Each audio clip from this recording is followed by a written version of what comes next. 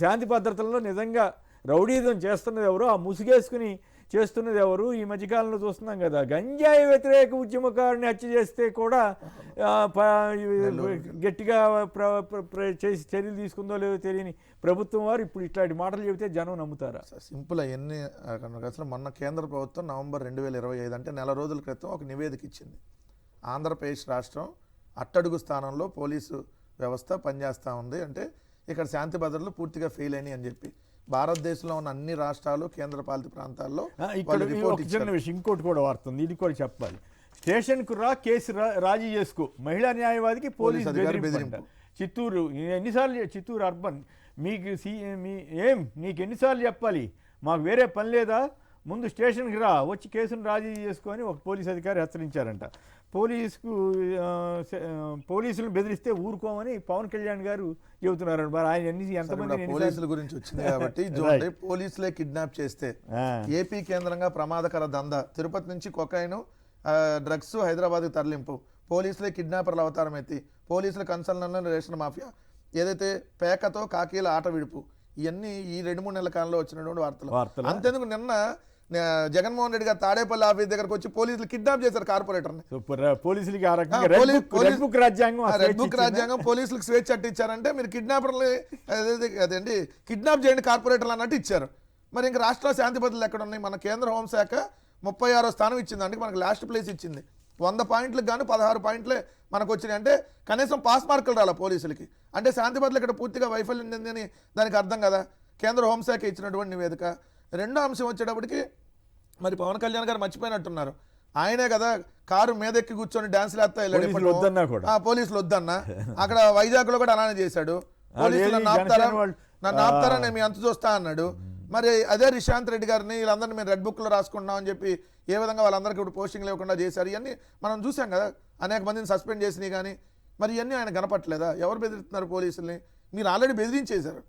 మేము బెదిరించడం కాదు, మీరు ఆల్రెడీ బెదిరించేసి వాళ్ళని మీకు పనిచేయనటువంటి అధికారులు ఎవరైతే ఉంటారో మీరు చెప్పినట్టుగా మీ రెడ్ బుక్ రాజ్యాంగాన్ని మేము అమలు చేయమని ఏదైనా పోలీసు వాళ్ళు చెబితే వాళ్ళ మీద మీరే డైరెక్ట్గా వాళ్ళకి పోస్టింగ్ ఇవ్వట్లా. అనేక మంది డిఎస్పీలకి సిఐలకి పోస్టింగ్ ఇవ్వకుండా ఇప్పటివరకు పెట్టారు. మరి ఎవరు ఇవన్నీ చేస్తుంది? రెండోది క్రెడిట్ చోరీ వీళ్ళకి బాగా అలవాటు అయిపోయింది సార్.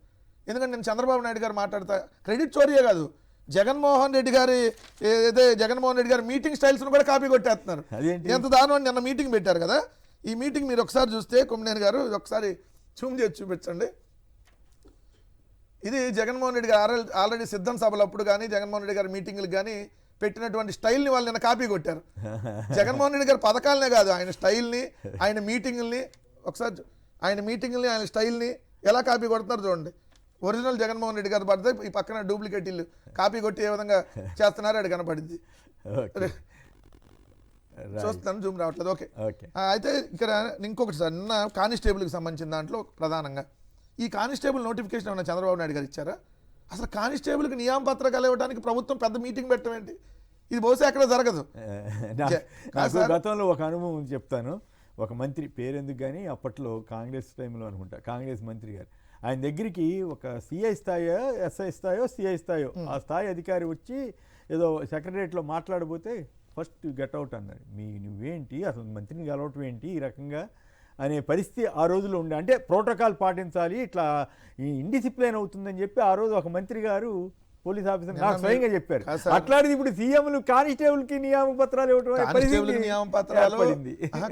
నియామక పత్రాలు మన డిఐజీ కోయ ప్రవీణ్ గారికి అయితే తెలుగుదేశం ఎమ్మెల్యే మహిళా ఎమ్మెల్యే స్వాగతాలు చెప్తా, మొత్తం పూలు గీలు వేస్తా, మొత్తం మీరు వైరల్ అవుతుంది వీడియో చూడండి. మొత్తం ఆయన ఏదో మన గవర్నర్ రాష్ట్రపతిని తీసుకెళ్తున్నారు అంత స్వాగతాలు చెబుతా ఒక డిఐజీని.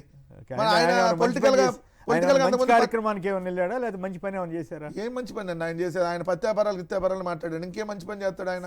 సో దాని గురించి నేను తర్వాత వెళ్తాను. కానీ ఈ కానిస్టేబుల్ విషయానికి సంబంధించి జగన్మోహన్ రెడ్డి గారు ముఖ్యమంత్రిగా ఉన్నప్పుడు 20/10/2022 GOMS నెంబర్ 153 ద్వారా ఏదైతే పోలీస్ కానిస్టేబుల్ పోస్టులు 6100, ఏదైతే RSI పోస్టులు 96, SI పోస్టులు 315, మొత్తంగా 6511 పోస్టులు భర్తీ చేయాలని చెప్పి జీవో ఇచ్చారు.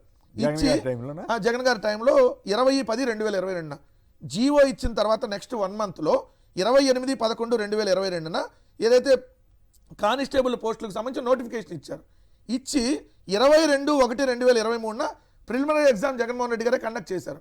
దానికి 4,59,000 జగన్మోహన్ రెడ్డి గారి ప్రభుత్వం అనండి. మళ్ళీ లేకపోతే జగన్మోహన్ రెడ్డి ఇప్పుడు చంద్రబాబు గారికి చెప్పుకున్నట్టే ఉంటుంది, నేనే చేశాను అన్నట్టు. జగన్మోహన్ రెడ్డి గారి ప్రభుత్వం నిర్వహించింది. 4,59,182 మంది ఎగ్జామ్ రాశారు జగన్మోహన్ రెడ్డి గారి హయాంలోనే. దాంట్లో 95,208 మంది ప్రిలిమినరీకి సెలెక్ట్ అయ్యారు. ఆ ప్రిలిమినరీకి సెలెక్ట్ అయిన తర్వాత రిజల్ట్ కూడా జగన్మోహన్ రెడ్డి గారి హయాంలోనే ఇచ్చారు. తర్వాత ఏదైతే మనకు ఫిజికల్ టెస్ట్లు ఉంటాయి కదా, దానికి కూడా నోటిఫికేషన్లు ఇచ్చారు. ఇచ్చిన తర్వాత కొంతమంది అదో కోర్టులో కేసులు వేయించాడు ఈ చంద్రబాబు నాయుడు గారు. కొంతమంది హోంగార్డులను అడ్డం పెట్టుకొని కోర్టులో కేసు వేయిస్తే అది కోర్టులో కేసు పెండింగ్ పడింది. పెండింగ్ పట్టడం వల్ల మెయిన్స్ ఎగ్జామ్ ఏమన్నప్పుడు కండక్ట్ చేయలేదు. తర్వాత ఎన్నికల కోడ్ వచ్చేసింది. సో ఏంటంటే ఈ ప్రిలిమినరీ ఎగ్జామ్లో 95,000 మంది క్వాలిఫై అయిన వాళ్ళు మెయిన్స్ రాస్తారు కదా, ఆ మెయిన్స్లో ఇప్పుడు 6,000 మంది సెలెక్ట్ అయిన వీళ్ళు.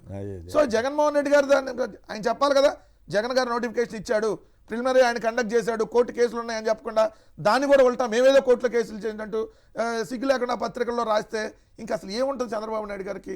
ప్రతిదాన్ని క్రెడిట్ చోరీ. 45 ఏళ్ళ రాజకీయ అనుభవం, నీకంటూ ఒకటి చెప్పుకోవడానికి లేదు.